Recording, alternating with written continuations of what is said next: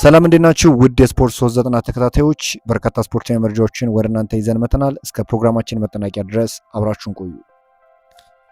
በመጀመሪያም እንግዲህ ሊቨርፑልን የተመለከቱ ስፖርታዊ መረጃዎች ወደ እናንተ ይዘን መተናል። የአንዱ ማንዲ እንግዲህ ሞ ሳላህን ለመተካት የሊቨርፑል ዋና ኢላማ ነው ተብሎ ይጠበቃል። ለአርቢ ሌይፕዚግ የክንፍ ተጫዋች ተጨባጭ ውይይቶች እየተደረጉ እንደሆነም እየተገለጸ ይገኛል። በተለይም እንግዲህ የሞ ሳላ ከሊቨርፑል መልቀቅን ተከትሎ ሊቨርፑሎች ይህንን ተጫዋች ለማስፈረም ወሳኝ የሆኑ ስራዎችን ይሰራሉ ተብሎ ይጠበቃል። ሌላኛው እንግዲህ አሊሰን ቤከር ሜይ 3 ከማንቸስተር ዩናይትድ ጋር ለሚደረገው ጨዋታ ይመለሳል ተብሎ ይጠበቃል። ትናንት የወጡ መረጃዎች እንደሚጠቁሙት ከሆነ ማማርዳሽቪሊም ጉዳት ማስተናገዱ የሚታወቅ ጉዳይ ነውና ይሄ ጥሩ የሚባል ዜና አይደለም። እንግዲህ ጆርጅ ማማርዳሽቪሊ ጉዳት ይህን ያህል እንደታሰበ ባይሆንም ግብ ጠባቂው ቢያንስ ለ2 ሳምንታት ከሜዳው ውጭ እንደሚሆን ይጠበቃል ሲል እንግዲህ የታማኙ ዜና አውታር የሆነው ዘ አትሌቲክስ ነው የዘገበው። ቨርጂል ቫን ዳይክ እንግዲህ ስለ ግብፃዊው የክንፍ መስመር ተጫዋች ሞ ሳላ እንዲህ ሲል ተናግሯል። እሱ በሜዳ ላይም ሆነ ከሜዳ ውጭ ለኛ በጣም አስፈላጊ ነው። ብዙ ጊዜ አንድ ተጫዋቿ ጋር የሚታወቀው ወይም አድናቆት የሚሰጠው ተጫዋች ከሄደ በኋላ ነው እኛ እጅግ በጣም እናደንቀዋለን ሲል ነው የተናገረው። ሞ ሳላ በሊቨርፑል ቤት የሰራውን ሁላችንም እናውቃለንና ታዲያ ከዚህ አንጻር እንግዲህ የቡድን አጋሩ የሆነው ቨርጂል ቫን ዳይክም እንግዲህ አድናቆቱን ለግሶታል። በመቀጠልም እንግዲህ አርሰናልን የተመለከተ መረጃ ወደ እናንተ እናቅርብ። እንግዲህ በዛሬው ዕለት ለየት ባለ መልኩ ነው መረጃዎችን የምናቀርባችሁ። እንግዲህ በትናንትናው ዕለት እንግዲህ አርሰናሎች 2-1 በሆነ ውጤት መሸነፋቸው ይታወቃልና የመሃል ሜዳ ክፍል ወሳኝ ተጫዋቻቸው የሆነው ራይስ እንዲህ ሲል ተናግሯል። ጨዋታውን ማሸነፍ ይገባን ነበር። በጣም አሪፍ ጨዋታ ከብዙ ሙከራ ጋር አይተናል። እንደ ድል ሆኖ ፊት ላይ ትንሽ ተራክመን ነበር። ያገኘነውን መጠቀም አልቻልንም። እንደ ክለብ ወደ አሪፍ ጨዋታ ተመልሰናል። አሁንም አላበቃም። ቀሪ ጨዋታዎች አርሰናል እያሸነፈ የሚፈጠረው መመልከት ነው ሲል ተናግሯል። እንደ ደጋፊ ዝም ብላችሁ ተመልከቱ፣ ብዙ ኤክስፔክት አታርጉ፣ በኋላ የሚመጣው ድብርት ወይም ጭንቀት ሊሆን ይችላል ሲል ነው የተናገረው። ኤርሊንግ ብሮት ሃላንድ እንግዲህ ማጋሌሽ በራሱን ሊገጨው ሙከራ አድርጎ ነበርና ስለዚህ እንዲህ ሲል ተናግሯል። እኔ መሬት ላይ በወድቁ ኖሮ ቀይ ካርድ ይሆን ነበር። እኔ ግን እንዲህ አይነት ነገር በፍጹም አላደርግም። አባቴ ያስተማረኝ ይህንን ነው።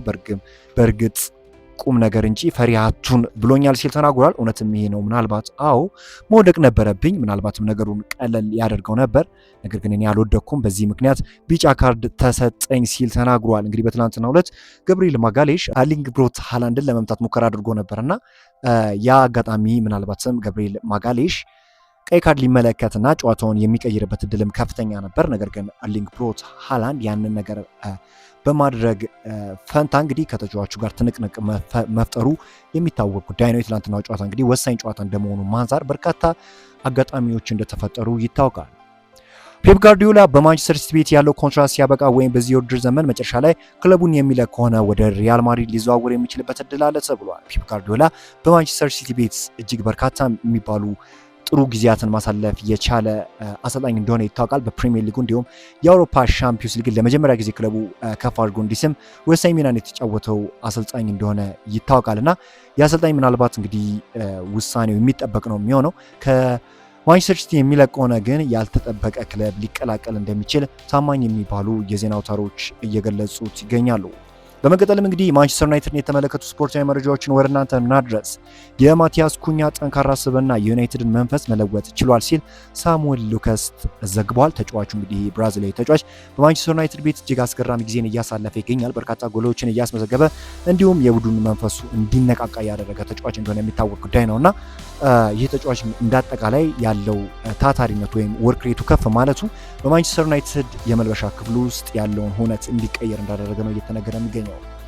ሌላኛው ኤንሪክ ለማንቸስተር ዩናይትድ ያለውን ፍቅር ገልጿል። የሮናልዶን የእግር ኳስ ጉዞ በማንቸስተር ዩናይትድ፣ ሪያል ማድሪድ፣ ጁቬንቱስ አሁን ደግሞ በአልናሰር ተከትሎ ያለው ክርስቲያኖ ሮናልዶ በማንቸስተር ዩናይትድ ሲጫወት እየተመለከቱ ነው ያደጉት። ለዛም ነው ለዩናይትድ ትልቅ ፍቅር ያለኝ ሲል ኤንሪክ ተናግሯል። ሪዮ ፈርዲናንድም እንግዲህ ስለ ታዳጊው ተጫዋች ሄቨን እንዲህ ሲል ነው የተናገረው። ባለፉት 10 ዓመታት የማንቸስተር ዩናይትድ የዝውውር ፖሊሲ በከፍተኛ ሁኔታ ተተችቷል። ይህም ትክክል ነው፣ ነገር ግን ለአይደን ሄቨን ምስጋና ልንሰጠው ይገባል። ይህ ደግሞ 1 ሚሊዮን ፓውንድ ብቻ አስከፍሏል። ገና ብዙ መማር ቢኖርበትም ወደ ሜዳ ተመልሶ ማድረግ ያለበትን አድርጓል ሲል እንግዲህ ይህ ተጫዋች በማንቸስተር ዩናይትድ ቤት እየሰራው ያለው ነገር መልካም እንደሆነ መናገር ችሏል።